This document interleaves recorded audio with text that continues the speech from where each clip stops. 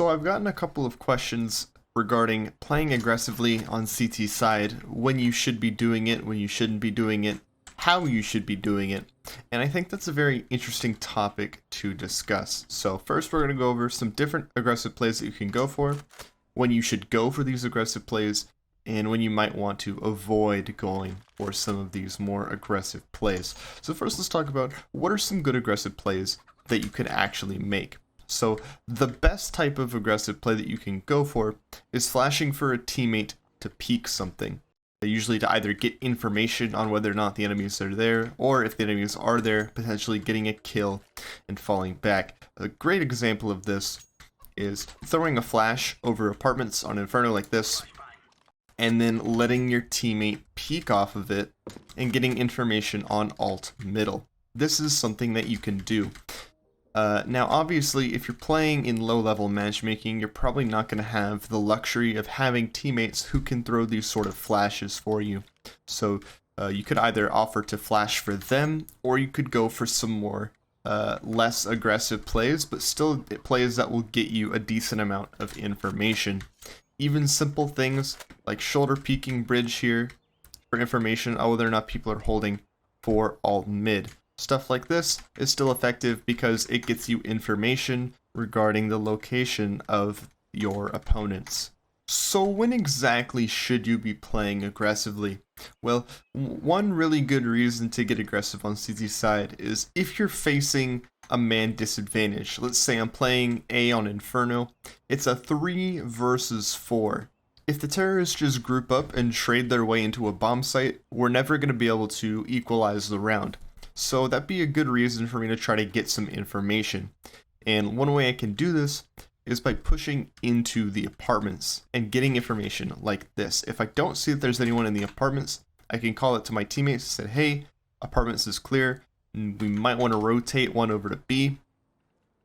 And then I'll push into alt middle. Again, I won't see anything. They're like, huh, that's weird. And then I'll communicate to my teammates. I'll say, hey, alt mid is clear too. Let's play 2 towards B. And now I'll get ready to start flanking, because after clearing here, I know that the terrorists are likely going towards the B bomb site, and then I can start flanking. And because I went and got this information, my teammates can stack towards B, and we'll have 2 guys holding a B push with me on the flank. That's much more effective than just sitting here in balcony and hoping that they walk into my crosshair.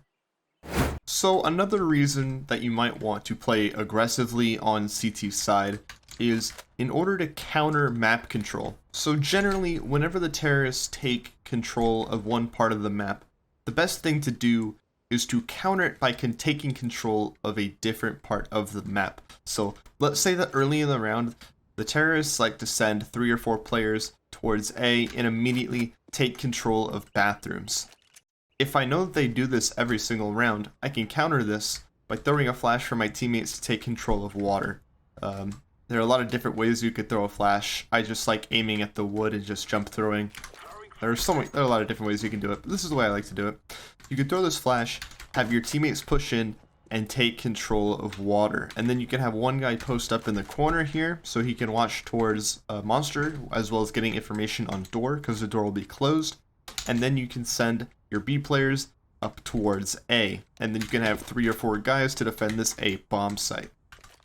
Because the terrorists have dedicated a lot of resources to taking this control, they're not going to have very many resources left in order to prevent you from taking control of other parts of the map. So, by countering their map control with your own map control, you can equalize the amount of map control that you share with the terrorists. And this allows you to over-rotate and stack sites and have a better chance of fending off some of these more aggressive plays. So the last reason you might want to consider going for an aggressive play is to punish a weakness in the opponent's setup. Now obviously in matchmaking games, you're not going to be able to completely read the other team because they're not playing in a coordinated style, but there are still certain things that you can do to counter flaws in the way they play. If the terrorists are constantly sending 3 or 4 guys to either take control of long A or towards catwalk, you can do something like have 2 guys push into the B tunnels, and take control of this area. If they leave one guy here, you can kill him and then take control of tunnels, or you can just get the kill and fall back, putting yourself in a 5 versus 4. Now, you're not going to be able to do this consistently, just because matchmaking and FACEIT players are not very consistent in the way they play in terms of a team structure, but there will be some times where you'll be able to pick up on certain tendencies and exploit them. So what are some scenarios in which you don't want to go for any aggressive plays? So one reason you might want to not go aggressive is if you have really good map control. For example, let's say that I did a play with my teammate on banana where I smoked bottom banana, we threw Molotovs, and then after our Molotovs went through, we flashed over, and then we pushed our way down banana. After clearing out all this area, my teammate gets sprayed down through the smoke and he dies, but I'm able to get here into logs. This is a very powerful position, and because I'm in this position, as long as I'm here, the terrorists can never go up banana into the B bomb site. So we can keep our 3A players on A, effectively meaning that we've cut the map in half for the terrorists. Until they come here and challenge me, they're basically locked in to this side of the map. So, knowing that we have the terrorists contained in that one area of the map, there's no real reason to try to take any fights. It's better just to sit back, relax, and wait for the terrorists to make their move. If they come up banana and they see me and I trade 1-for-1, the CTs on my team have enough information to rotate back towards B, and they should be able to have a decent B hold. Another reason where you really shouldn't want to get aggressive is if you have the man advantage. Especially on CT side, having the man advantage, it's really easy to close out rounds. You just have to play really good hiding spots, wait for the terrorists to come up, get a kill, get traded, and repeat that process until the end of the round. If you have a 4 versus 3 and you have 3 1-for-1 trades, at the end of the round, it's a 1 versus 0 and you win the round. If you try to go for an aggressive play, pushing up like this when you have the man advantage, you give the other team a chance back into the round, and you don't want to do that. You want to keep your man advantage, play more passive positions, get 1-for-1 trades, and just close out the round. If you push with a man advantage, the only thing you're doing is giving the other team a chance to win the round. And actually, this happens at higher levels of Counter-Strike as well. As you'll see in a second, we're going to go look into a demo from a professional match and see why going aggressive in man advantage situations isn't the best idea. So for this example, we're going to be looking at Esagaze from MIBR in this match against Liquid. He decides to fight towards ramp with his teammates, and he actually does a really good job of getting 2 kills.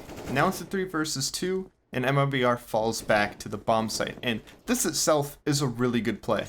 But the mistake comes in when there's 25 seconds left, and Esagaze decides to push towards ramp and try to kill the remaining Team Liquid players. As you'll see in a moment, he tries to catch a timing where they're throwing their grenades, but he gets shut down. And then Bolts gets taken down, and then it's a 2 versus 1. I understand what he was going for with this play, but it just makes more sense to sit back and trade with your teammates. And this is a really good example of why you just should be playing safe when you have a man advantage.